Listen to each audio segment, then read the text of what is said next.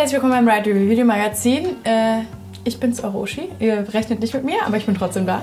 Wir machen heute ein This or That und ich habe mal rausgesucht, welcher B&M Hypercoaster der Bro denn alle gefahren ist. Und die muss der Bro jetzt quasi sortieren in einem This or That Format. Viel Spaß! Thunder Striker in Carowinds oder Behemoth in Canada's Wonderland? Boah, was war doch mal Thunder Striker in Carowinds? Oh, ist das die Holzachterbahn? Ne, das sind alles B&M Hypercoaster. Wurde der umbenannt? In Carowinds ist der vorne der rote, ne? Boah, der hieß vorher Intimidator. Das weißt du jetzt? Das ist ja schon krank. Ich habe noch gedacht, soll ich mir lieber irgendwelche Notizen machen, weil ich das nicht weiß. Bitte? Ich gucke. Die weiteren Sendungen verzögern sich um 1 Stunde. Vielen Dank. Wenn man nicht alles selbst macht. Thunder Striker. Der hieß mal Intimidator. Ja, Wahnsinn, was du weißt. Nehme ich trotzdem Behemoth. Behemoth. Okay. Behemoth oder Shambhala in PortAventura? Boah, Behemoth. Behemoth oder Diamondback in Kings Island? Diamondback. Diamondback oder Nitro in Six Flags Great Adventure? Nach der letzten Fahrt auf Nitro auf jeden Fall Nitro. Das war, also beim ersten Mal 2018 war das voll nicht meine Bahn und jetzt bei dem letzten Mal vor ein paar Tagen war das richtig gut, Nitro.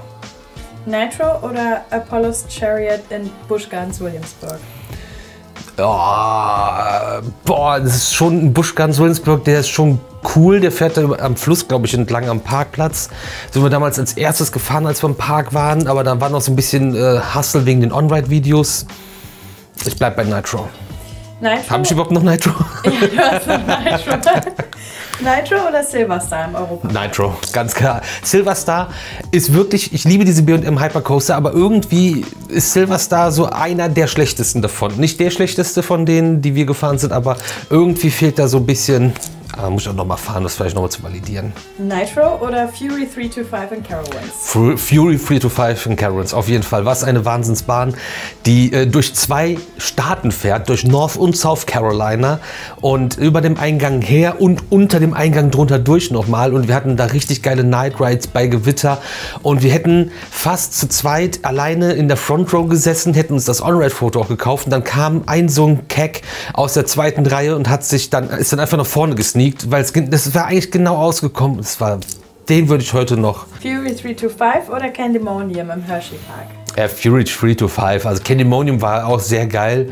Auch mal ein bisschen anders. Auch jetzt gerade frisch gefahren. Aber in der alten Erinnerung ist Fury 325 doch noch geiler. Fury 325 oder Raging Bull in Six Flags Great America? Raging Bull ist der schlechteste Hypercoaster, den ich je gefahren bin. Mit eckigen Rädern, nicht so gutem Layout und keinem tollen Setting. Ich weiß nicht, also der ist sogar noch schlechter als Silverstar. Fury 325 oder Orion in Kings Island? Orion mag ich sehr, vor allem weil wir da bei unserem Besuch vor 2 Monaten immer wieder durchlaufen konnten und sofort fahren konnten und uns immer eine Reihe aussuchen konnten und jetzt auch vor ein paar Tagen mit den Jungs da richtig gute Zeit hatten und richtig Spaß hatten und auch, ja, da haben wir schon ein bisschen länger gewartet, weil die nämlich dann den 3. Zug rangiert haben. Ich bleibe bei Fury 325. Fury 325 oder Goliath in Six Flags Over Georgia? Fand ich gut, fährt nicht nur, die Bahn fährt nicht über den Parkplatz, die fährt am Eingang vorbei und fährt dann quasi auf der Zufahrtsstraße zu Six Flags Great Over Georgia. Das ist schon wild, viel Airtime, cooles Layout, cooles Setting, aber ich glaube, da bleibe ich trotzdem noch bei Fury 325. Fury 325 oder Mako in SeaWorld Orlando? Boah, Mako, ne? Ist sehr gut. Es ist so simpel eigentlich das Layout, aber ich mag das Setting, ich mag Mako, ich mag, dass man da auch nie wartet. Orlando mag auch jeder. Boah. Fury 325.